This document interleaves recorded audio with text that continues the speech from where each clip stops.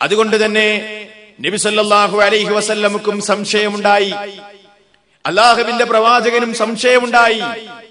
അങ്ങനെ ഒന്നിലധികം പ്രാവശ്യം തന്റെ സ്വഹാബിമാരെയും കൂട്ടി അല്ലാഹുവിന്റെ പ്രവാചകൻ ഇബ്നു സയ്യാദ് എന്ന് പറയുന്ന യഹൂദിയുടെ അടുക്കൽ പോകുകയും അവനെ പരീക്ഷിക്കുകയും ചെയ്തു എന്ന് ഹദീസിന്റെ ഗ്രന്ഥങ്ങളിൽ നമുക്ക് കാണാൻ കഴിയും.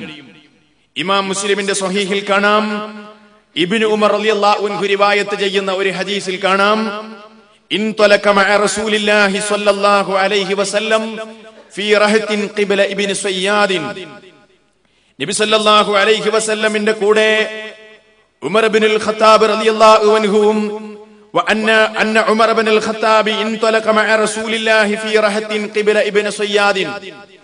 ഇബ്നു സയ്യാദിന്റെ അരികിലേക്ക് ഉമർ ഇബ്നുൽ ഖത്താബ് റളിയല്ലാഹു അൻഹു അടങ്ങുന്ന നബിയുടെ ഒരു കൂട്ടം സഹാബിമാരും ഒന്നിച്ച് അല്ലാഹുവിന്റെ പ്രവാചകൻ ഇബ്നു സയ്യാദിന്റെ അരികിൽ പോയി. ഹത്താ വജദഹു യൽഅബു മഅ സിബിയാനി ഇൻദ ഉത്മി ബനി മഗാല. അൻസാറുകളിൽപ്പെട്ട ഒരു ഗോത്രമാണ് ഇബ്നു മഗാല. ഇബ്നു മഗാല ഗോത്രത്തിന്റെ അവർക്കുണ്ടായിരുന്ന ഒരു കോട്ടയുണ്ടായിരുന്നു മദീനയിൽ. ആ കോട്ടയുടെ അരികിൽ ഇവൻ കുട്ടികളോടൊന്നിച്ച് കളിക്കുന്നതായി അല്ലാഹുവിന്റെ പ്രവാചകനും അവിടുത്തെ അനുചരന്മാരും കണ്ടു. വഖദ് ഖാറബ ഇബ്നു സയ്യാദ് യൗമഇദിൻ അൽ ഹുലുമ. നബി സല്ലല്ലാഹു അലൈഹി വസല്ലം ഇബ്നു സയ്യാദ് എന്ന് പറയുന്ന ആളുകൾ തെറ്റിദ്ധരിച്ചു പോയി ദജ്ജാൽ എന്ന് പറയുന്ന വ്യക്തിയെ പരീക്ഷിക്കാൻ വേണ്ടി പോയ സമയത്ത് അവന് ഏകദേശം പ്രായപൂർത്തിയോട് അടുത്തുപോയിട്ടുണ്ട്. എന്നാൽ ഫലം യശ്ഉർ ഹത്താ ലറബ റസൂലുള്ളാഹി ലഹറഹു ബിയദിഹി. അങ്ങനെ കുട്ടികളും ഒന്നിച്ച് ഇബ്നു സയ്യാദ് ഇങ്ങനെ കളിച്ചുകൊണ്ടിരിക്കെ അല്ലാഹുവിന്റെ പ്രവാചകൻ അവന്റെ പിന്നിൽ പോയി അവന്റെ ചുമലത്ത് വെല്ലങ്ങനെ അടിച്ചു. ആ ചുമലത്ത് കൊട്ടിയപ്പോൾ മാത്രമാണ് പ്രവാചകൻ വന്നത് അവൻ കണ്ടത്. റസൂലുള്ള അവന്റെ പിന്നിലുണ്ടെന്ന് അവൻ അറിഞ്ഞില്ല. അവനെ കൊട്ടിയപ്പോൾ മാത്രമാണ് അവന് മനസ്സിലായത്. അങ്ങനെ സുമ്മ ഖാല റസൂലുള്ളാഹി സ്വല്ലല്ലാഹു അലൈഹി വസല്ലം ലി ഇബ്നു സയ്യാദ്. അങ്ങനെ ഈ ഇബ്നു സയ്യാദിനോട് റസൂലുള്ളാഹി ചോദിച്ചു, അതശ്ഹദു അന്നി റസൂലുള്ളാഹ്, ഞാൻ അല്ലാഹുവിന്റെ പ്രവാചകനാണെന്ന് നീ സാക്ഷ്യം വഹിക്കുന്നുണ്ടോ? ഈ ദജ്ജാലാണെന്ന് പറഞ്ഞ ആളുകൾ ദജ്ജാലാണെന്ന് പ്രചരിപ്പിച്ച വ്യക്തിയോട് റസൂലുള്ള ചോദിക്കുകയാണ്, ഞാൻ അല്ലാഹുവിന്റെ റസൂലാണെന്ന് നീ സാക്ഷ്യം വഹിക്കുന്നുണ്ടോ? ഫനളറ ഇലൈഹി ഇബ്നു സയ്യാദ്. അപ്പോൾ ഇബ്നു സയ്യാദ് അല്ലാഹുവിന്റെ പ്രവാചകന്റെ നേരെ ഇങ്ങനെ നോക്കിക്കൊണ്ട് പറഞ്ഞു, അശ്ഹദു അന്നക റസൂലുൽ ഉമ്മീൻ, നീ നിരക്ഷരിലേക്ക് നിയോഗിക്കപ്പെട്ട, എഴുത്തും വായനയും അറിയാത്ത അറബികളിലേക്ക് നിയോഗിക്കപ്പെട്ട ഒരു റസൂലാണെന്ന് ഞാൻ സാക്ഷ്യം വഹിക്കുന്നുണ്ട് എന്ന് ഇബ്നു സയ്യാദ് പറഞ്ഞിട്ട് പിന്നെ ഫഖാല ഇബ്നു സയ്യാദ് ലി റസൂലില്ലാഹ്, പിന്നെ ഇയാൾ ഈ യഹൂദിയായ ഇബ്നു സയ്യാദ് എന്ന് പറയുന്ന വ്യക്തി അല്ലാഹുവിന്റെ റസൂലിനോട് തിരിച്ചു ചോദിക്കുന്നു, അതശ്ഹദു അന്നീ റസൂലുള്ളാഹ്, ഞാൻ അല്ലാഹുവിന്റെ റസൂലാണെന്ന് നീ സാക്ഷ്യം വഹിക്കുന്നുണ്ടോ? അല്ലാഹുവിന്റെ റസൂലിനോട് തിരിച്ചു ചോദിക്കുകയാണ്. ഈ വ്യക്തി തിരിച്ചു ചോദിക്കുകയാണ്, ഞാൻ അല്ലാഹുവിന്റെ റസൂലാണെന്ന് നീ സാക്ഷ്യം വഹിക്കുന്നുണ്ടോ? അപ്പോ നബി സല്ലല്ലാഹു അലൈഹി വസല്ലം ഫറഫലഹു റസൂലുള്ളാഹ്, അല്ലാഹുവിന്റെ റസൂല് അയാളെ തിരസ്കരിച്ചു. അയാളെ തിരസ്കരിച്ചു. കാരണം കാര്യമില്ല, അയാൾ പറയുന്നത് നിരർത്ഥകമാണ്. നബി പറഞ്ഞു അവനോട്, ആമൻതു ബില്ലാഹി വബിറസൂലിഹി, ഞാൻ അല്ലാഹു അയച്ച മുഴുവൻ ദൂതന്മാരിലും അല്ലാഹുവിലും വിശ്വസിക്കുന്നുണ്ട്, അതുകൊണ്ട് നിന്റെ വാദം പൊള്ളയാണ്, നീ പറയുന്നത് ശരിയല്ല എന്ന് പറഞ്ഞ് നബി സല്ലല്ലാഹു അലൈഹി വസല്ലം അവനെ തിരസ്കരിച്ചു. എന്നിട്ട് നബി അവനോട് ചോദിച്ചു, മാദാ തറാ, എന്താ നീ കാണുന്നത്? ഇബ്നു സയ്യാദിനോട് നബി ചോദിക്കുകയാണ്, എന്താണ് നീ കാണുന്നത്? നീ ഏത് നിലപാടിലാണുള്ളത്? അപ്പോ ഇബ്നു സയ്യാദ് പറയാണ്, യഅ്തീനി സ്വാദിഖുൻ വകാദിബുൻ, എന്റെ അരികിൽ സത്യസന്ധന്മാരും വരാറുണ്ട്, കള്ളന്മാരും വരാറുണ്ട്. ഹദീസ് പൂർണ്ണമായി വിശദീകരിക്കുമ്പോൾ നിങ്ങൾക്ക് മനസ്സിലാവും. ഇബ്നു സയ്യാദ് റസൂലുള്ളാഹിയോട് പറയാണ്, എന്റെ അരികിൽ കള്ളന്മാരും വരാറുണ്ട്, സത്യസന്ധന്മാരും വരാറുണ്ട്. അപ്പൊ ഇയാളൊരു ജ്യോത്സ്യനായിരുന്നു, ഇയാൾ ഒരു സാഹിർ, ഒരു സിഹിർ ചെയ്യുന്ന ഒരു ജ്യോത്സ്യനായിരുന്നു. ഇയാൾക്ക് പിശാചുക്കളുമായി ബന്ധമുള്ള ഒരു വൃത്തികെട്ട മനുഷ്യനായിരുന്നു അയാൾ. അദ്ദേഹം പറയാണ്, എന്റെ അടുത്ത് കള്ളന്മാരും വരാറുണ്ട്, സത്യസന്ധന്മാരും വരാറുണ്ട്. അങ്ങനെ നബി സല്ലല്ലാഹു അലൈഹി വസല്ലം അയാളോട് പറഞ്ഞു, ഖുല്ലിത അലൈക്കൽ അംർ, നിന്റെ കാര്യം നിനക്ക് തന്നെ തിരിച്ചറിയാതായിരിക്കുന്നു, നിനക്ക് തന്നെ കാര്യങ്ങളൊന്നും വകതിരിച്ച് മനസ്സിലാക്കാൻ കഴിയാതായിരിക്കുന്നു എന്ന് നബി സല്ലല്ലാഹു അലൈഹി വസല്ലം അവനോട് പറഞ്ഞിട്ട് നബി അവനെ ഒന്ന് പരീക്ഷിക്കുകയാണ്. സൂറത്തു ദുഖാനിലെ 10-ാമത്തെ വചനം അള്ളാഹുവിന്റെ റസൂൽ ഇങ്ങനെ കയ്യിൽ ഇങ്ങനെ മറച്ചു പിടിച്ചുകൊണ്ട് അവനോട് ചോദിച്ചു.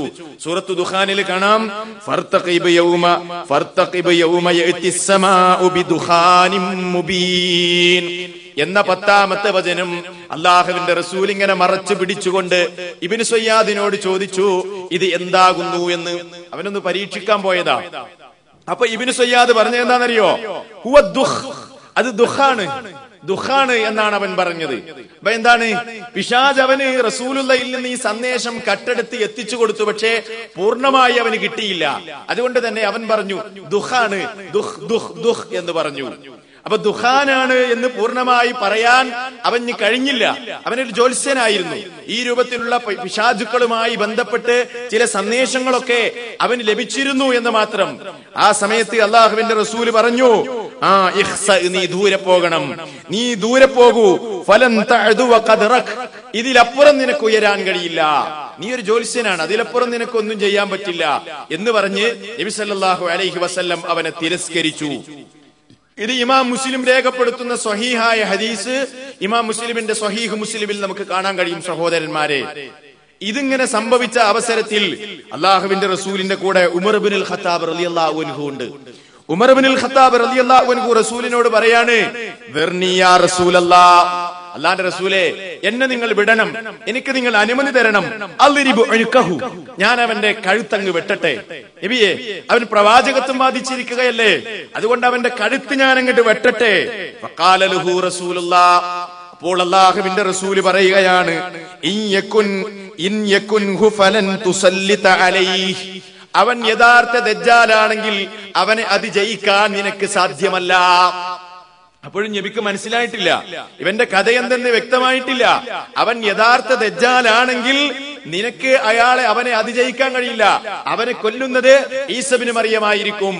എന്നാൽ വഇല്ലം യകുൻഹു, ഇനി അവൻ യഥാർത്ഥത്തിൽ ദജ്ജാൽ അല്ലെങ്കിൽ ഫലാ ഖൈറ ലക ഫീ ഖത്ലിഹി, അവനെ കൊല്ലുന്നതിൽ നിനക്ക് ഒരു ഖൈറുമില്ല ഉമറേ എന്ന് പറഞ്ഞുകൊണ്ട് നബി സല്ലല്ലാഹു അലൈഹി വസല്ലമയും സഹാബിമാരും തിരിച്ചു പോന്നു, മടങ്ങിപ്പോന്നു.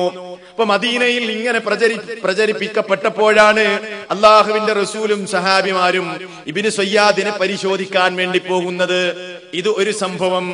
ഇനി നോക്കൂ നിങ്ങൾ, ഇതേ ഹദീസിന്റെ താഴെ തന്നെ വേറെ ഒരു പ്രാവശ്യവും ഇവനെ സന്ദർശിക്കാൻ, ഇവനെ പരീക്ഷിക്കാൻ അള്ളാഹുവിന്റെ പ്രവാചകൻ പോയത് നമുക്ക് കാണാം. ഇബ്നു സയ്യാദ് മദീനയിലെ ഒരു ഈത്തപ്പനത്തോട്ടത്തിൽ ഉണ്ടെന്ന് റസൂലുള്ളാഹിക്ക് വിവരം ലഭിച്ചു. ആ അവസരത്തിൽ ഉബയ്യ് ഇബ്നു കഅബുമായി നബി സല്ലല്ലാഹു അലൈഹി വസല്ലം അവന്റെ അരികിൽ പോകുകയാണ്. അവൻ കാണാതെ വേണം അവന്റെ അരികിലെത്താൻ. അവൻ കണ്ടാൽ അവന്റെ നിജസ്ഥിതിയെ അറിയാൻ കഴിയില്ല.